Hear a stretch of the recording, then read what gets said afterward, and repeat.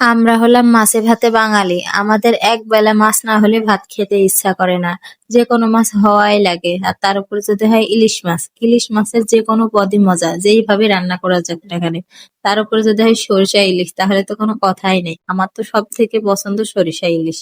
আসসালামু আলাইকুম এভরিওয়ান। সকলে কেমন আছেন? আশা করি সকলে ভালো আছেন। আলহামদুলিল্লাহ আপনাদের দোয়া এবং ভালোবাসায় এবং আল্লাহর রহমতে আমি অনেক ভালো আছি। সকালের সমস্ত বাসি কাজ সেরে নিয়ে সকালের খাওয়া দাওয়া করে নিয়েছি। আমরা ভাই গ্রামের মানুষ, আমরা সকালবেলা উঠে ভাত না খেলে পরে আমাদের শরীর চলে না। এরপরে দুপুরে রান্না বান্না শুরু করে দিয়েছি। আমি মাটির চুলা থেকে কচু পুঁই শাকটা রান্না করে নিয়ে এসেছি। তারপর বলছি আজকে একটু ইলিশ মাছ খেতে ইচ্ছা করছে, 2টা ইলিশ মাছ রান্না করো। কি আর করার, জামাই যেহেতু বলেছে এখন তো রান্না করে দিতে হবে, রান্না না করে কোনো উপায় নেই। তো এখানে আমি মাছগুলোকে খুব সুন্দর করে কুটে বেছে নিয়েছি। এরপরে এগুলোকে রান্না করে নেবো। এখানে আমি পেঁয়াজ বেটে দিয়েছি। এরপরে এটাকে খুব সুন্দর করে কষিয়ে নিয়েছি পেঁয়াজ আর কাঁচামরিচ দিয়ে। কষানো হয়ে গেলে এর ভিতরে দিয়ে দিয়েছি সরিষা আর জিরা বাটা। আমি এখানে 2-4 কোয়া রসুনও ব্যবহার করেছি। আমি সরিষা ইলিশ রান্না করলে এই কয়টা মশলা দিই। আমি জানি না সঠিক সঠিক এই কয়টা মশলাই দেয় কিনা। যদি ভুল হয়ে থাকে তাহলে অবশ্যই কমেন্ট বক্সে এসে বলে যাবেন যে কি কি মশলা দিয়ে রান্না করতে হয়। আসলে নতুন রাঁধুনি যেভাবে পারি সেইভাবেই রান্না করি, কিন্তু এইভাবে রান্না করলে খেতে কিন্তু বেশ মজা লাগে। সবাই তো অনেক বেশি পছন্দ করে।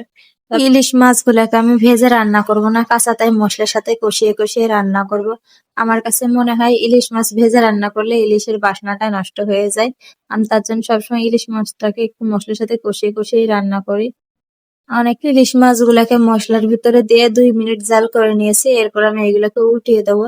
একটু আলতো হাতে উল্টাতে হবে, ইলিশ মাছ অনেক বেশি নরম হয়। আমার তাও উল্টাতে গিয়ে হালকা চামড়াটা উঠে গিয়েছে। যাই হোক, কোনো বিষয় না, আমি অনেক বড় রাঁধুনি, বুঝতেই তো পারছেন। এরপরে অপর পিঠও 2 মিনিট জাল করে নিয়েছি। এরপরে পানি দিয়ে দেবো। আমি পানি দেওয়ার সময় আমার বাবুর কাপটাকেই ব্যবহার করেছি।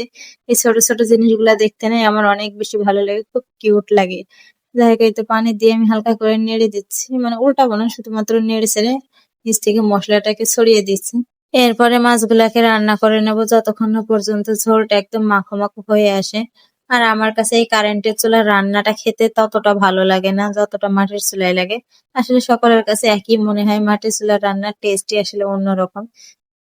কি আর করা যাবে, আমি এমনিতেই মাটির চুলা ধরাতে পারি না, তার উপর আবার রান্না করে চলে এসেছে, তখন বলছে, তার জন্য বললাম এইখানেই করে দিচ্ছে, এইখানে থেকেই খাও। রান্নাটা আমি অনেক মনোযোগ দিয়ে করবো, খেতে ভালোই লাগবে। আপনাদের ভাইয়া আবার তেমন একটা খাবারের জিনিস বাড়ছে না, তবে ও পুঁই শাকটা খেতে চায় না। পুঁই শাকের পাতা খাবে, তবে পুঁই শাকের ডাঁটা খায় না। এই পুঁই শাকের ডাঁটাটা কিন্তু অনেক অঞ্চলে খায় না, তবে আমাদের এই অঞ্চলে খায়, কিন্তু আপনাদের ভাইয়ের আবার পছন্দ নয়। এইদিকে আমার সরিষা ইলিশের ঝোলটাও কমে একদম মাখো মাখো হয়ে গেছে। এই পর্যায়ে আর জাল করবো না, এতটুকু ঝোল রেখে দেবো। আমার রান্নাটা কেমন লেগেছে আপনাদের কাছে অবশ্যই কমেন্টে জানাবেন। সে পর্যন্ত সবাই ভালো থাকবেন, সুস্থ থাকবেন। দেখা হবে পরবর্তী কোনো ভিডিওতে। আল্লাহ হাফেজ।